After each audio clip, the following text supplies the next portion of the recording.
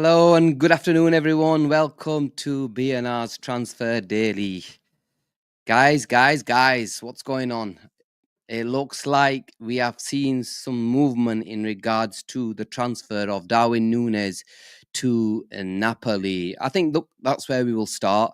We'll start with Darwin and go into. We'll obviously speak about Isak with the developments of yesterday. I'm not sure if all of you will have caught the evening show last night, but we'll speak about the reports that came out from the Guardian regarding Isak and also Mark Guehi. Maybe touch on a couple of others if there is some more information regarding them. But first and foremost, guys, smash the like button, subscribe to the channel if you haven't done so already, and become a member, become a BNR Ultra if you fancy it. But yeah, guys, let's start off with Darwin Nunez.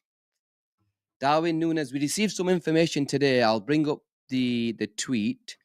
Jazzy V goes, "You have more hair than Darwin." Now who would have thought, eh? Listen, give me another 6 months when I go for my transplant and I come back. I won't be needing any caps or anything like that. But yeah, we'll start with Darwin then. We'll bring up the tweet today. Right, the report came from Alfredo Pedula from aggregated by the Anfield sector. They got talks between Napoli and Liverpool have been ongoing and continue to progress for Darwin Nunez. The two clubs need to reach an agreement on the transfer fee. Napoli are starting from a base of 40 to 42 million, while Liverpool are demanding at least 8 million more, including bonuses.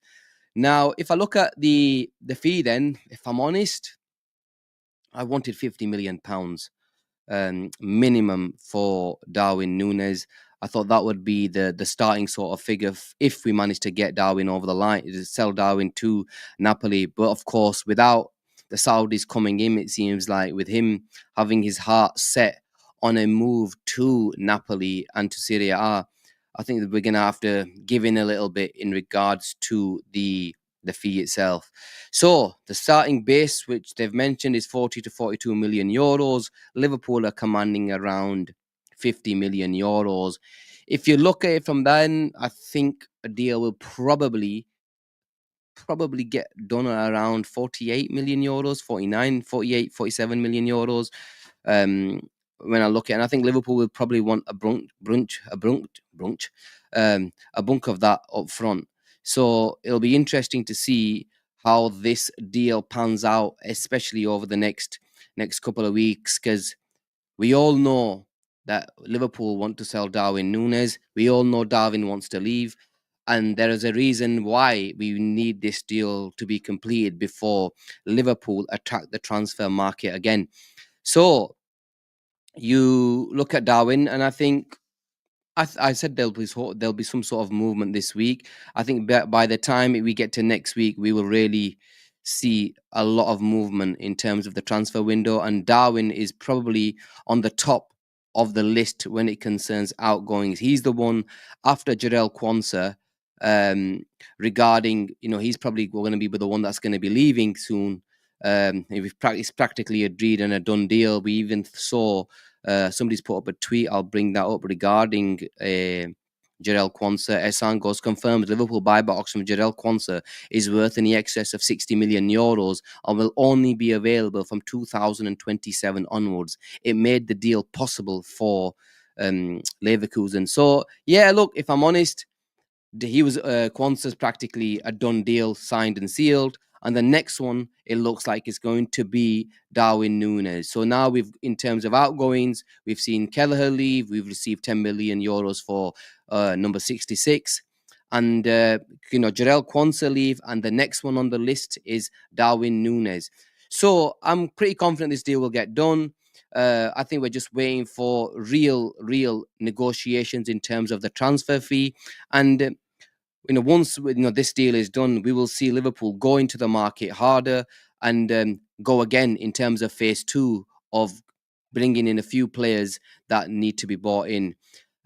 So yeah, Darwin Nunez, it looks like, is on his way to Napoli, and a deal will hopefully be concluded, I'd say, in the next week or so. And the fee agreed and the deal concluded.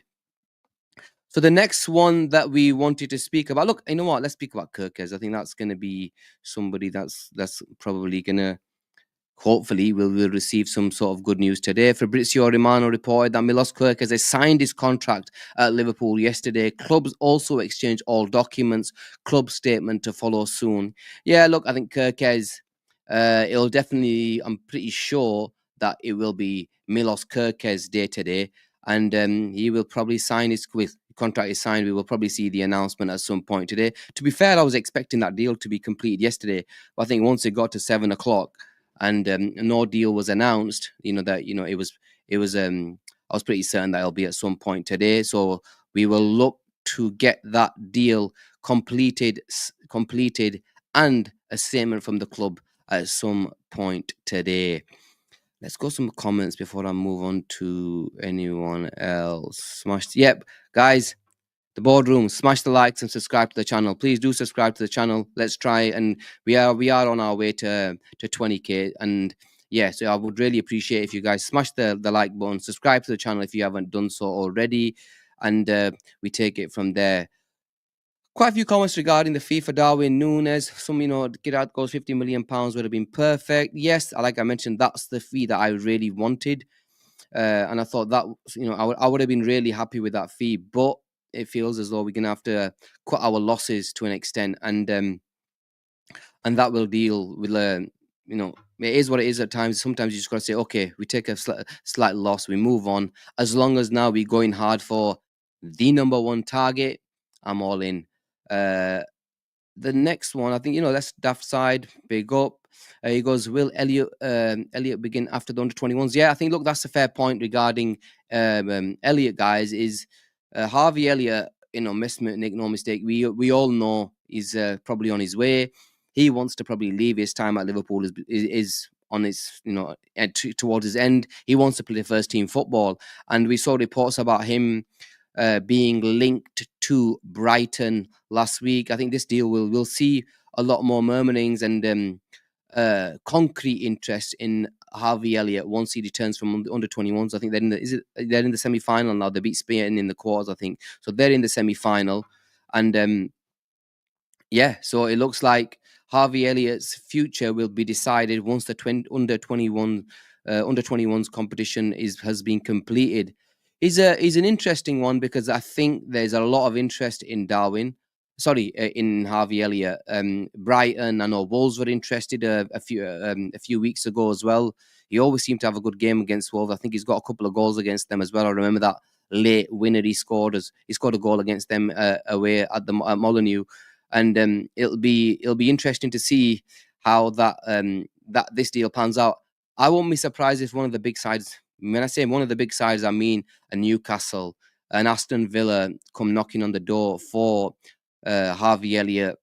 Don't be surprised, because Harvey Elliott has got a lot of interest, and I think he's a player where, because of the interest, and he's not a Nunez type of signing, he's a player that where we will be able to command a lot of money for.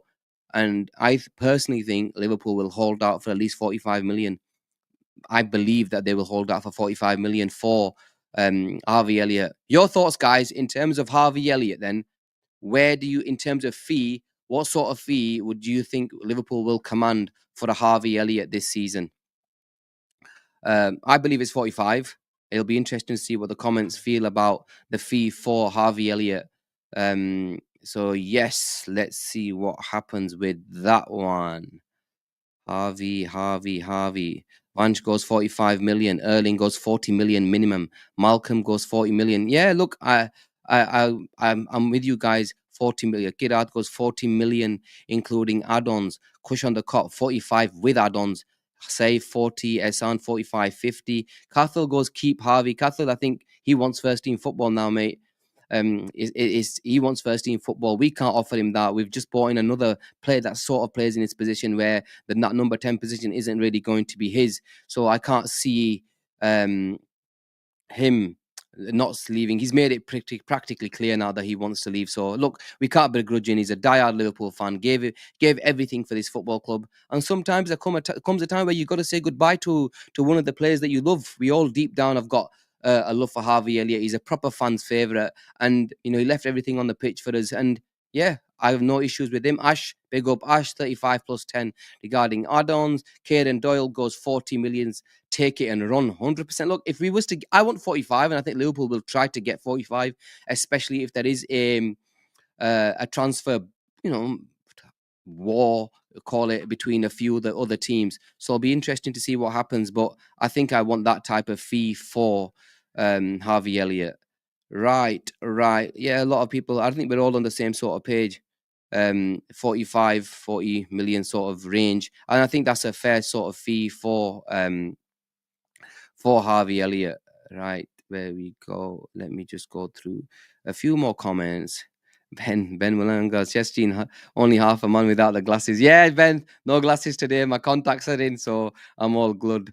Vanchko, by the way, Vanchko's Lichin LFC to Naples flight already on its way. Maybe Nunez is gone. We'll have to wait and see how that plays out over the next day. If it was actually Nunez, I'm not sure if he's on holiday yet, or if he's gone already. But we'll have to wait and see what happens with that one. Look, I just look at the Liverpool transfer market, the dealings that we've done so far, it's been a really, really good window. We've managed to get 3 positions which we really, really needed to get sorted. We all know now it's sale time. And with the sales, we will see a lot of movement after. We've mentioned the players that are for sale. I'll bring up a comment somebody put up recently regarding the sales. Esan's comment, he goes 45 million for Euros, 50 for Elliott, 35 for Kwanzaa, Kelleher 18, Morton 15, Simicast 10, Dork 25, 66 10, and Chiesa 15. That's 200 to 250 million pounds. It's interesting because we saw a tweet, we saw some news come out yesterday that Liverpool, in regards to PSR, they're comfortable where they can spend at least another 200 million. So if we can spend another 200 million and recuperate that from all this money from the outgoings, then we're still in a very, very healthy situation. Liverpool have got a lot of tangible assets where we can sell and bring in a lot of money. Even players like we can put Jota in there if there was a decent bid that come in, if we actually went for a number 9. So it'll be interesting to see what happens with this. But I think we will see a lot of movement in terms of outgoings now. There's a lot of teams interested in our players, and then we'd go for the big one. We saw murmurings yesterday. There was an article that came out regarding Alexander Isak, and where we see what will happen with the likes of Alexander Isak regarding his contract, regarding where Newcastle stand. Newcastle made it clear yesterday that they're willing to break the bank to break their wage structure. But, their wage structure is nowhere near Liverpool's wage structure. Their highest earners, the Guimaraes, the Anthony Gordons, and the Tonalis, are on around 140, between 150, I think 170 million, £1,000 a week. So if you look at, compare that with Liverpool, we've got players, our elite players are on 400, and we can easily pay around the 250, 300 mark for a player of the caliber of Alexander Isak. Going by the report, Liverpool will blow Newcastle out of the water regarding the wage structure. So if you're Alexander Isak and you get offered a contract, around 160 to 170, maybe 180, 190 maybe pound a week, why would you accept that contract when you know there's other clubs in world football, predominantly the champions of England, that will, number one, give you a lot more money? The predicament Newcastle have is, if Newcastle value this footballer at 200 million pounds or 150 million pounds, Alexander Isak and his agent are not stupid. They will go to sit with the table and turn around and say, if you value me at 150 million pounds, then why are you giving me a contract of 170 grand a week? I deserve a contract of at least 300 or 280. And Newcastle simply can't do that. They simply cannot pay somebody 300 grand a week, whereas Liverpool can for a player of his caliber. So it's going to be interesting to see how this plays out. I've always maintained that Liverpool are going to make a strong play for Alexander Isak this transfer window, and if we saw the reports came out yesterday. I think Louis Steele mentioned that Alexander Isak is open to a move to Liverpool, and if he's open to a move to Liverpool, and Newcastle offer him 200 grand a week, and he rejects that contract, game on. Then you can seriously turn around and say, okay, now it's game on. He's rejected a contract. He wants to go, and you're in Newcastle's shoes. A player that's on 120 grand a week rejects a contract. You deep down know that he probably doesn't want to be there when he sees the other players that are on 170, 180. And you want him, he wants to go and play at elite level football. We've seen news that came out that he wants to be playing for a team that's actually challenging for the Champions League. There's no better team that's been linked to him than Liverpool right now, where we're the champions of England. We will definitely challenge for the Champions League. And Isak knows he is the missing piece to the jigsaw. He is the one player that really elevates us to the next level in terms of how good he's been. So I'd be interesting to see how this plays out, especially over the next couple of weeks. Even them in the article, it was mentioned that they're braced with news that there will be other teams that will come forward. It was interesting that when they mentioned the wage structure, they mentioned Anfield and not Camp Nou or the Emirates. The word Anfield was mentioned, and you've got to understand that when they mentioned that the word Anfield, it goes to show that Liverpool are probably the one team that are slightly ahead of the others when it regards Alexander Isak. We will probably make a strong play for him before any of the other sides. And yeah, look, Arsenal haven't bought in their number 9. They probably are waiting around to see what's going to happen with Alexander Isak. But we, I believe, will be the front runners for his signature. If number one, he rejects that contract and we make a move.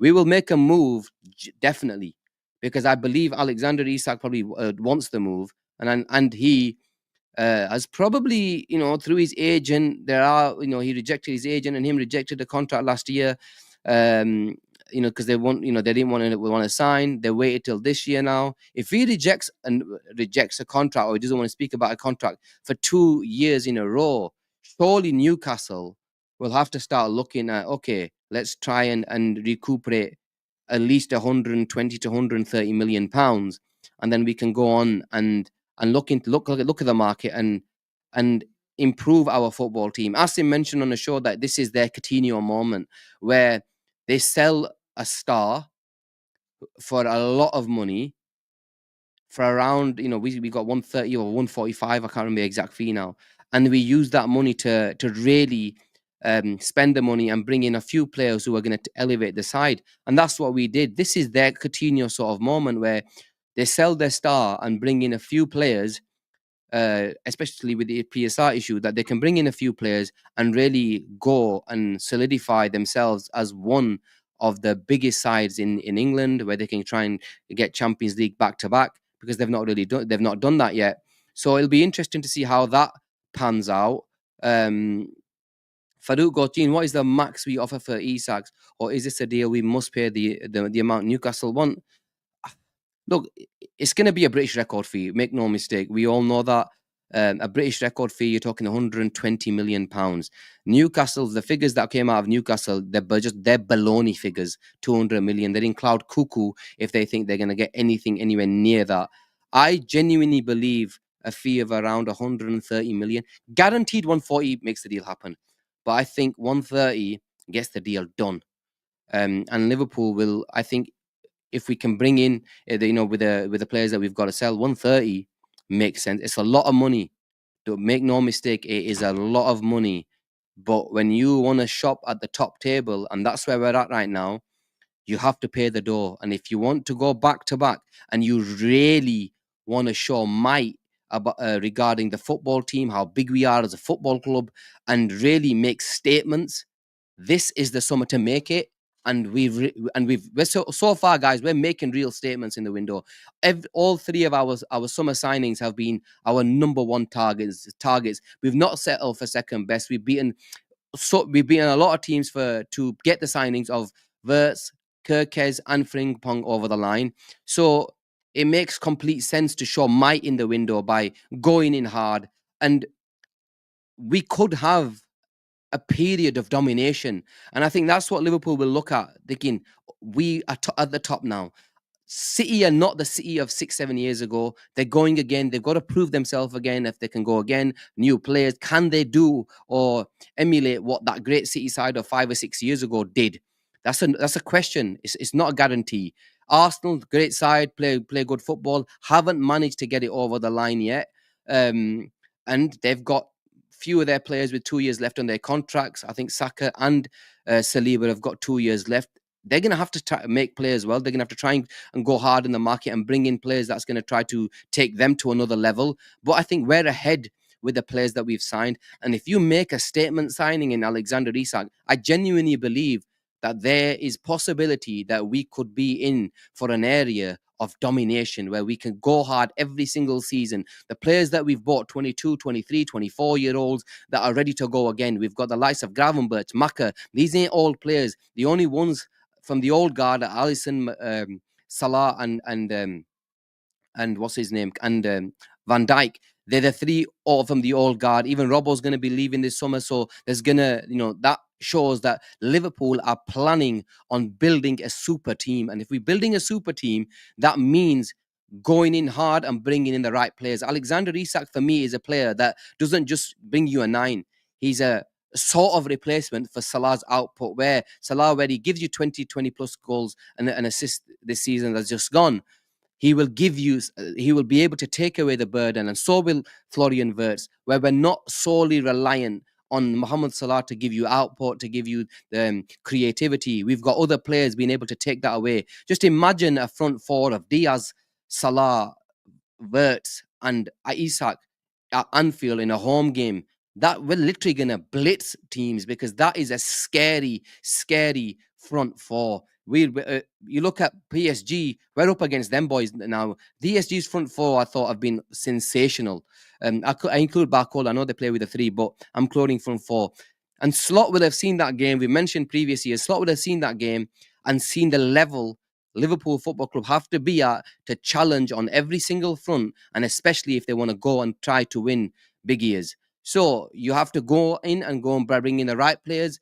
We've always said, and Liverpool have said over the last couple of years, we want to bring in the right players. We don't want to shop and just bring in players for the sake of it. And to be fair to the board and to be fair to everybody at the hierarchy, they've done an unbelievable job this summer. I was giving, Hugh, I'll be straight, I was giving Hugh shit 12 months ago, saying, what's this guy doing? What's his job? He's not done absolutely nothing. He hasn't signed any contracts. He's not brought any players in. He's just took a chance on a Chiesa. But wow, these guys have done an unbelievable.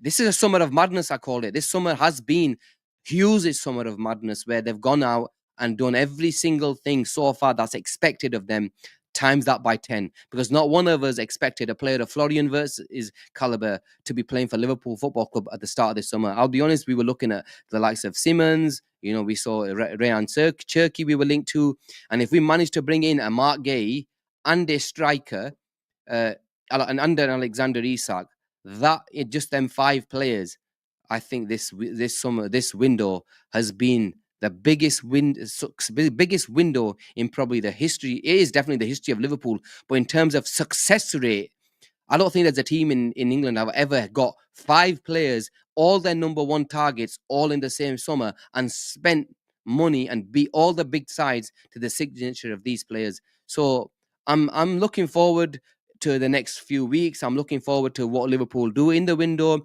We are still linked. There are still links to Ekatike, but I think Ekatike is going to be one for a player that we'll wait and see what happens with the other players.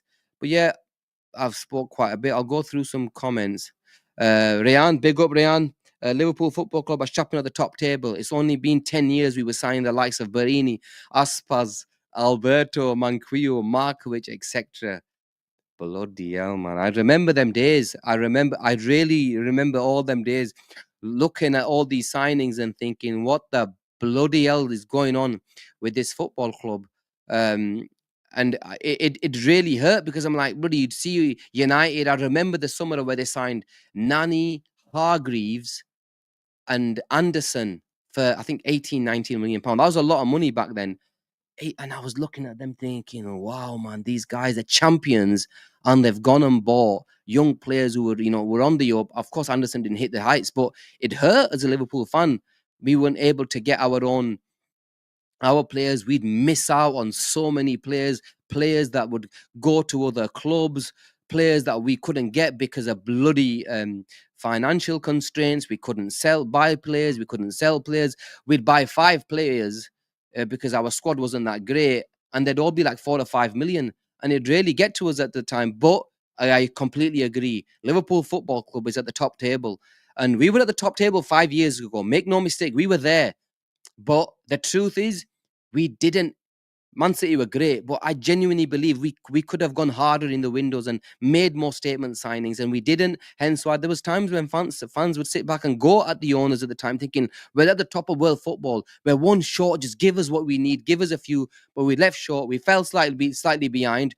But it seems like the owners have got their shit in gear, and now they're ready to go hard and give Slot what he wants, because Slot deserves minimum this.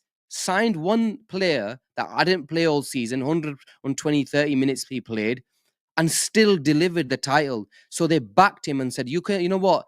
We've hit the nail on the head. And for Hughes to get Slot right when nobody in world football genuinely thought that who this guy was, 95% of the fan base didn't even have a clue who he is.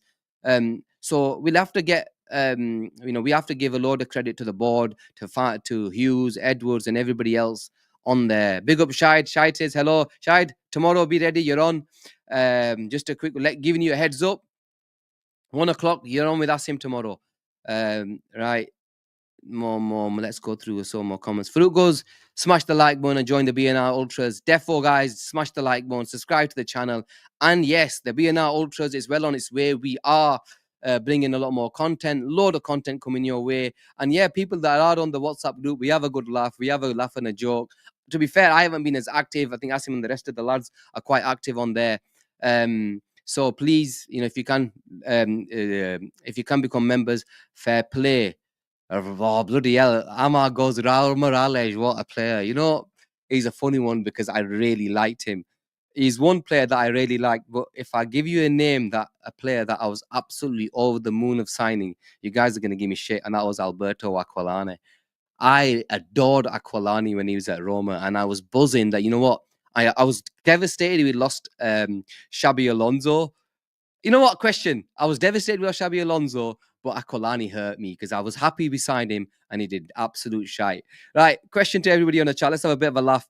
Name me a player who you guys were over the moon with the signing, but were turned out to be shite for Liverpool. Let's see what the chat has to say. Right, Rayan, Aquilani was class at Roma. I remember him, De Rossi, Totti. What a team that quartet was. And he just didn't cut it. He was always injured. Just didn't work out for him. Hamal goes, Aquilani had the prospect of being a world-class player, mate. Hence why I was gutted when he just didn't cut it. Imago Aspas. Aspas is a weird one because he had the talent, and when he was absolutely shite for us, but then when he went back to Celta Vigo, he was unplayable at times. Every time I'd see him play against Barcelona, the guy would scored at least 1 or 2 goals. Yeah, Malcolm, he's another one there. Harry Kewell, buzzing with the signing with Harry Kewell. I thought because I used to go to school with Leeds fans, obviously born and bred in Yorkshire, and he was unbelievable at Leeds. And then he came to us, he'd have injuries and just never really cut it. So Atik goes, and we didn't get Gareth Barry. Look, Gareth Barry. Look, to be fair to Gareth Barry, he had a really, really good career. He was a model professional, never got injured, played over some stupid amount of games. I think James Milner overtook him for the most games played in the Premier League era. And we didn't get him on when Alonso left. A lot of shouts for Naby Keita. Yeah, man, Naby Keita hurt because he flipping had all the talent in the world, but just simply couldn't bloody stay fit, man. Keita. Ama goes Benteke. Yeah, Benteke. He's a bit of a Kota stroke donkey. Uh, always had a goal against us, always played well against us, caused us a load of issues. But I think when Klopp came in, he just wasn't the Klopp 9, and his numbers were just, his numbers days were numbered. Hamal goes Robbie Keane. Yeah, Robbie Keane was a weird one because I thought him and Torres would have linked up really well with Gerrard, Alonso. I think Alonso had gone at that time. By that time, maybe. Keane is another one I genuinely thought he could have done really well, but he had a couple of games where he scored, and you thought maybe him and Torres could link up well, but it just didn't work out. There he goes, Madman Balotelli. Balotelli's a good one. I'll be honest. I had a soft spot for Italians, as you can see with it, Aquilani, and I was happy we signed him. He's just an absolute madman. Shahid Bhai goes to El Hadj Diouf. What a piece of shit he turned out to be, yeah. Dioufy, man. That performance against what's his name? France at the World Cup, and you thought, wow, what have we signed? But the biggest thing that pissed me off about Diouf was we didn't sign Nicolas Anelka because of El Hadj Diouf. What a massive error. And Nicolas Anelka did pretty well for us as well, man. So this one definitely hurt. Another one that hurt, I think for Liverpool fans slightly older will remember, David Silva, we were close to getting. Simao was at Anfield. We were close to getting Dani Alves, and we didn't sign these players because of a couple of million quid. And it just doesn't make sense why, at that time it hurt because these players turned out to be world class footballers. Finally, another one, Nabil Fekir hurt a lot because, he was a player that I really liked. We wanted him. The bloody video was done. Everything was done. I was there taking the rip out of Man United fans saying, yes, we've signed Fekir. And then all that happened, and they absolutely blasted me, for when Fekir didn't sign. So yes, I think that's finally I'll go. Sheen, you said yesterday we signed 4 players. I think you mentioned a midfielder. Who do you think we sign? I think we go in for a midfielder this summer. I think we have to give, even though I think the players can help out in that market. I think Liverpool will go in. Look, everybody knows my thoughts on Adam Wharton. I love him as a player. I think he has an unbelievable ceiling. I think we will make a play for him. My hunch, and this isn't no bloody news or anything like that. I'm not one of them. I just think Liverpool will make a play for Adam Wharton. So, excuse me, guys, 1 minute.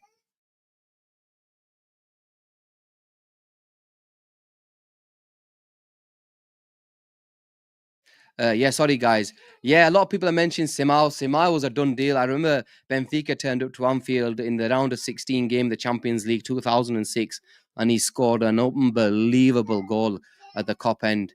And yeah, he was another one that I really wanted. A lot of people saying Wharton next season. Yeah, I can see that, but we will have to wait and see what happens. And yeah, Vanch. Vasudev God's Fekir not signing was a blessing in disguise at last. It was, because obviously we saw the reports came out from Klopp that we didn't sign Fekir, but had we had signed Fekir, we wouldn't have signed Alisson because the money wouldn't have been there. But we managed to sign Alisson after obviously Fekir wasn't there. So there's definitely a blessing in disguise. 1 second. So guys, my little one's here. I'm gonna have to go. Big up to everybody. Like and subscribe to the channel. We will be going on later on today, so do definitely join us for our evening show, probably around 10:30. So big up to everyone in the chat. Like and subscribe, and we will catch you soon.